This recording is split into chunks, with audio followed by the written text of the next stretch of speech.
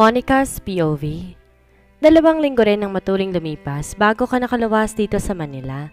Marami akong inasikaso sa hasyenda at higit sa lahat, tinuro pa sa akin ni Dad ang mga dapat kong malaman sa pagtatrabaho sa kumpanya. Hindi man ako namamahala ng kumpanya namin, panatag pa rin ako nasa mabuting kamay namin to at nasa taong kilala ko, si Ivan, ang ex-fiancé ko. Sa loob ng 2 linggo parang napakaraming nangyari. Formal din nag-usap ang ama ko at ang kumpare niyang si Mr. Mojica na ama naman ni Ivan. Inurong na rin ang pinagkasundo ang kasal. Nakakalungkot isipin pero tuloy nang napasa kamay ng ama ni Ivan ang Trinidad's Import and Export Company. Kaya naman magtatrabaho na lamang ako doon bilang isang normal na empleyado. At dahil may shares pa rin naman doon si Dad, ako na ang humahawak ngayon. Mataas sa normal na empleyadong posisyon ko. At yun nga, sekretary ng CEO na walang iba kundi ang pesting si Ivan. Hoy Monica, ipapaalala ko lang sa'yo na kahit anong mangyari, walang gisingan unless nasusunugan na tayo. O kaya naman super duper mahalaga ang dahilan. Tulog is life kaya wag mo ako maistorbo kung ayaw mo magsabong tayo, okay? Sunod-sunod na litanya ni Bella na kulang na lang gumawa ng rules and regulations sa unit na inookupa namin. Kulang na lang din tumirik ang mata ko sa sinabi niyang iyon. Ano namang tingin niya sa akin? Alarm clock para gisingin siya? Itsura niya hindi ako katulong para gisingin ang babaeng to. Bella, di mo na kailangan pa sabihin sa akin yan. Kahit bangungutin ka pa dyan, hindi talaga kita gigisingin. At please lang Bella ha, ayoko may lalaki matutulog dito. Baka magdala ka ng lalaki dito tapos sisigaw kayo na para kayong mga unggoy na nagmamarcha. Sinasabi ko sa'yo Bella ha, kakalboyin ko kayong dalawa. Mahabang salaysay ko sa bruhang kinairap niya lang. Kanya-kanyang luto. Ayokong kumain ng mga gulay mong buong-buo pa. Hindi ako kambing, please lang. Dagdag na paalala niya naman ay kinatigil ko. Pesteng Bella to. Sisirain talaga ako sa bagay na mahina ako. Kala mo naman sa'y marunong magluto. Marunong nga ba siya? Kapag ako nagkulap sa gutom, konsensya mo ring sira ka. Sagot ko naman bago pumasok sa banyo at nagsimulang maligo. 2 linggo na rin pala akong walang balita kay Leonardo. Kamusta na kaya siya? Naiisip niya kaya ako? Galit pa rin kaya siya? Kung pwede lang humingi ng tawad ng paulit-ulit, gagawin ko. Mawala lang yung galit na nararamdaman niya sa panlolokong ginawa ko sa kanya. As I finished taking a bath, I went to my room. 2 kwarto ng unit kaya tig-isa kami ni Bella bilang privacy na rin. Malawak, maayos at malinis naman ang unit kaya komportable akong nahiga. Bago kinuha ang cellphone ko na nasa bedside table at nagtipa. Di ko na pinagkabalang tingnan muli ang mensahe bago ko yon sinend. Nilapag ko na lang din ulit ang cellphone sa bedside table bago nagbasa ng librong tungkol sa mga kumpanya. Para na rin sa dagdag kaalaman. Nakatapos na ako ng 3 pahina at nakaramdam ng konting antok. Nang biglang umilaw at nag-vibrate ang cellphone ko, na agad ko namang kinuha. From my baby loves, I miss you too. Yun ang bumungad sa akin nang buksan ko ang cellphone ko. Halos 10 beses ko nang inulit-ulit ang text na na-receive ko galing kay Leonardo. Ngunit di pa rin ako makapaniwala. And yes, it's from Leonardo. Diyos me, narong send pala ako. Hindi ko alam kung sisigaw ba ako dahil sa sinabi niyang miss niya na rin ako o mahihiya dahil sa kagagahang nagawa ko. Bago pa ako mabaliw ng maaga, nagpunta na ako sa kabilang kwarto para ilabas itong namumuong kasabikan sa katawan ko. Bella, wake up! Sigaw ko habang tinatapik siya upang magising. Ngunit nakailang yugog na ako pero ang gaga talagang di ako pinapansin. Bella, gising! Sigaw ko pa sa tenga niya. Muntik na ako mahulog nang bigla niya akong itulak. At ang gagang babae, kulang na lang sa bunutan ako. Ano ba Monica? Parang di tayo nag-usap kanina. Kasasabi ko lang diba walang gisingan? Nakasimangot na litanya ng magaling kong pinsan. Bella, narongsayd ako kay Leonardo. Kinikilig na balita ko sa kanya. Hindi ko alintana ang madilim na mukha ni Bella. Ang mahalagay masabi ko sa kanya. Oh, ano namang paki ko dyan? Hindi ako yayaman dyan kaya tantanan mo ko. Naantok na ako. Sagot niya sa akin at nahiga ulit bago pumikit. Sabi niya I miss you too. Pagbabalita ko pa rin kay Bella habang may malawak ng ngiti. Kinabigla ko nang biglang bumangon si Bella. Humarap sa akin bago nakichismis ang gaga. Ang harot mo, Monica. Bakit anong sinabi mo? Gaga baka wrong send lang din yun tapos assuming ka lang talaga. Pinitik ko ang noo ni Bella dahil sa sinabi niya. Panira ng moment. Isa kang malaking ampalaya. Palibasa hindi ka crush ng crush mo. Ganti ko naman sa kanya bago tumayo at takmang lalabas. Pero ang lokaret kong pinsan di talaga nagpaawat. Daig pang naka-energy booster dahil naging hyper. Walang forever, gaga. Huwag kang asyumera.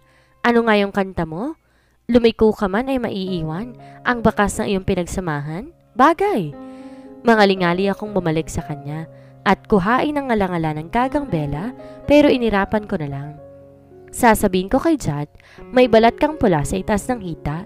Ewan ko lang talaga. Ew! Ganti ko sa kanya bago lumabas ang silid niya. Katakot-takot na murang natamo ko kay Bella pero okay lang nakaganti naman ako. Na makarating ako sa aking silid, di ko napigilang di ngumiti. Lalo na nang maalala kong text ni Leonardo. Kinikilig pa rin talaga ako kahit na nga ba, hindi ko alam kung wrong send din ba siya o hindi. Basta. Asyumera na akong asyumera. Basta sabi niya miss na niya ako eh. At wala akong pakialam sa opinion niyo. Sa kabilang banda, welcome to Trinidad's Import and Export Company. Yon ang bumungad sa akin pagbaba ko ng sasakyan. Ang sarap sanang basahin. Paulit-ulit, yung pangalan ng kumpanyang dati ay sa amin. Ngayon ko lang nakita at narating itong kumpanyang to. Kaya naman nabangha ako na makita ko kung gaano kataas na katayo sa harap ko ngayon. I spent almost of my life living in our ranch that nobody knows I exist. Now I feel like I was born yesterday. Ito na yun, yung buhay na hindi ko kinagisnan, na dapat kong pakitunguhan araw-araw simula ngayon. Diyos ko sis, ang gwapo pala ng CEO natin ngayon. Dinig ko ang sabi ng isang babaeng katabi at kasama ko sa loob ng elevator. Ang hot pa, may jowa kaya yun? Sarap pag-imagine. Balita ko nga bago rin sekretary niya eh, anak daw ng dating may-ari. Sagot naman ng isang babae. Alam ko naman na gwapo si Ivan, pero di naman siya mukhang hot. Makita ko nga pangalang lalaking yun na uumay na ako. Miss, saang floor? Tanong sa akin isa pang babae na kasama rin namin sa loob. Pero di tulad ng dalawang nagchichismisan, mukhang mas matino itong isa. Top floor. Walang pakialam na sagot ko. Tinanggal ang black shades na suot, nilagay sa sling bag ko. Pinaghandaan ko talaga yung araw na to. Para naman di ako mapahiya at magmukhang kawawa sa harap ni Ivan. Pero miss, yung CEO at yung secretary lang may office sa top floor? Sagot pa ulit ng babaeng nagtanong sa akin. Nakangiting tumingin ako sa kanya bago nagsalita. I am the secretary. Baliwalang sagot ko ulit.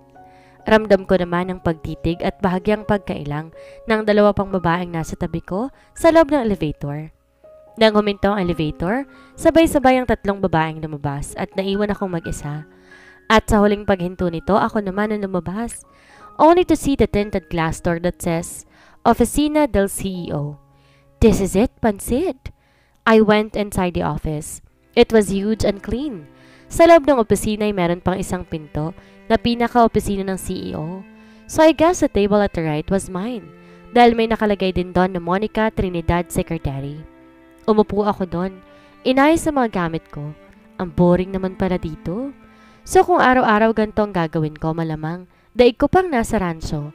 Mabuti pa doon pwede akong sumakay sa kabayo at libutin ang buong asyenda kaysa dito uupo maghapon at tutunganga. Ano nga bang gagawin ko dito? Suddenly, the door opened at bumungad sa akin ang babaeng nakasabay ko sa elevator kanina. Ma'am Trinidad, meeting po sa conference ngayon. I am your assistant and my office is in the floor before this office, ma'am. Mahabang paliwanag naman sa akin. Ngumiti lang ako at tumikim. Just call me Monica. Mukhang magkaedad lang naman tayo. Your name is? Tanong ko sa kanya. Nicole. Nice to meet you, Ma'am Monica. Maon na po ako sa conference. Sunod na lang po kayo. Tinanguan ko lang siya at hinatid ng tingin. Ano bang dapat pagmitingan? Mukhang alam naman ng lahat dito na tinake over na ng Mohica ang kumpanyang ito. Kinuha ko ang cellphone ko bago tumingin sa maliit na salamin sa table. Okay, so maganda naman ako kaya wala nang dapat pang alalahanin. After a minute, pumunta ako ng conference room na sinasabi ng assistant ko. Naglakad ako papasok, taas ang noo. Diretsong pumunta sa bakanting upuan. Halos lahat na nasa conference room mga malalaki at may impluwensyang tao sa bansa. Lahat nakatingin sa akin na may bahagyang pagkagulat at paghanga. Pero nasa na ba ang peseng si Ivan na mag-uumpisa na ang meeting? Halos 2 minuto rin kami naghintay bago dumating ang pesteng CEO. Makakatikim talaga sa akin mamayang lalaking yan. Sorry, I'm late. Lahat na nasa loob ng conference tumayo para magbigay galang sa CEO. Except me, nabala sa pagtingin ng email na sinend ng assistant ko kani-kanina lang. Nakalimutan yatang i-inform ng sekretary ko na may meeting nga pala ngayon. At malamang nakatitig sa akin na may nang-aasar ng ngiti. OMG! Anong ginagawa mo dito? Wala sa loob na tanong ko kay Leonardo. Yes, it's Leonardo. Anong ginagawa ng baby loves ko dito? Hindi ba lang ako sinagot ni Leonardo? Tumayo lang siya sa harap bago nagsalita. Everybody, listen up. I am Leonardo Servan, the new CEO of Trinidad's Import and Export Company. As you all know, Mr. Ivan Mojica sell all of his shares to me, so I am now the one who takes over this company. Pag-uumpisa niya. Since when did he bought this company? Ni hindi man lang ako inabisuhan ni Ivan? Ang pesting yun wala man lang pasabi. And Monica Trinidad is my very own secretary. She will be exclusive to me and no one should command and give her an order except me alone. All of your concerns will be sent to her assistant, including schedules, meeting, and anything that matters regarding with my concern. Then her assistant will file all of that to my secretary. Then I will do the rest. Since Monica is the only daughter of the former owner of this company, I want all of you to give her respect just like her father. That's all. Meeting adjourned. Mahabang imporma niya sa lahat ng narito. Agad tumayo si Leonardo na unang lumabas, only to stop when he remembered something. Then he looked at me intently. Miss Monica, follow me. Pagkasabi noon, tuluyan na siyang lumabas habang ako naman, mabilis tumayo at tinabol siya. Naabutan ko pa siya nakawak sa elevator para hindi magsara. Kaya nagmadali akong pumasok para makasabay na rin ako sa kanya. Hindi ko alam kung maiilang ba ako o kikiligin o natatai lang talaga dahil sa mga nangyayari. Wala akong ideya na si Leonardo ang makakasama ko. Ramdam ko rin ang pagtitig niya sa akin. OMG! So you miss me, ha? Hay, halos manalangin ako sa lahat ng santo na bumuka ang lupa at lamunin ako ng buo dahil sa sinabi niya. It's okay. I miss you too. Pagpuputol niya, sasabihin ko pa sana. Oh my! Kalma, Monica. Huwag kang hihimatayin. Saan ba tayo pupunta? Di ba sa top floor yung office mo? Pag-iiba ko sa sinasabi niya. Baka kasi hindi ko siya matansya, bigla ko nalang hagkan. Ang gwapo niya yata ngayon. We will eat first. Hindi pa ako nagagahan. Wala na kasi akong yayang magaling magluto eh. Ah, ganun ha? Hinahanap-hanap din siguro ako ng sirang to. Kumain na ako eh. Ikaw na lang kumain.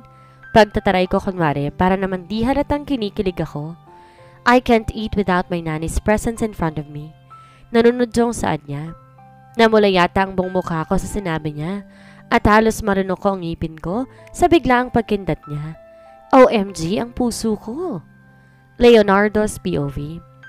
Ilang beses pang nagmura si Leonardo habang sinusuri niya mga damit ni Monica. Mukhang hot siya sa suot niyang black bodycon dress na perfect, showing her curves. Sa pagkakaalam ko, di naman dapat ganun ang suot niya, ang damit ng sekretarya. Akala niya ba si Ivan ang CEO at balak niyang i-impress? She also looks elegant. The way she walks and the way she talks screams fashion. Pero parang gusto ko pa rin si Monica na katulong ko. Mukha kasing mas malaking problema ang matatamo ko sa Monica ngayon. Lalo't nakita kong paghanga sa mata ng mga kalalakihang napapatingin sa kanya. Monica, can you get me some water please? I will get us food. Marahang saad ko sa kanya na makarating kami sa cafeteria. Pagkasabi ko nun, tumuloy na ako sa pantry kung saan nakalagay iba't ibang putahe para sa mga empleyado ng kumpanya. I just get sandwich and eggs while vegetable salad for Monica. I think she's vegetarian since mahilig siya maghanda ng mga pangmalakasang damo.